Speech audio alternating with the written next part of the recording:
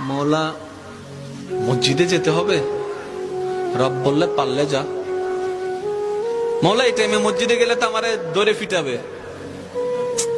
বুঝেন না কেন?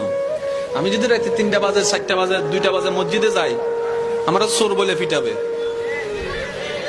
মসজিদে যাওয়াটা রিস্ক হবে। রব্বে করিম বলে মসজিদে না পারবি না, আল্লাহ পারবো না, তাহলে যা ঘরে যা, যাই নামাজ বিছা। বলে যে যাই নামাজ বিছালে তো বউ বুঝে ফেলবে আমি বাটপারি করছি।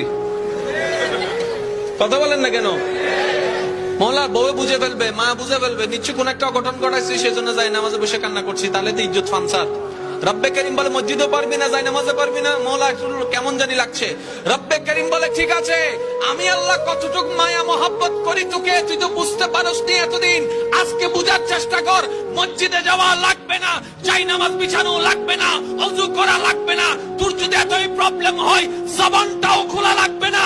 মন থেকে তুই একবার আমাকে ডাক দে, একবার ডাক দে, একবার বল রহমান মাফ করে দাও, রহিম মাফ করে দাও। তোর মনের অবস্থা আমি রব্বে করিম শুনে, ইন্নাল্লাহ ইয়াগফিরুয যুনুবা জামিয়া, তোর সারা জীবনের গুনাহকে মাফ করতে রাজি।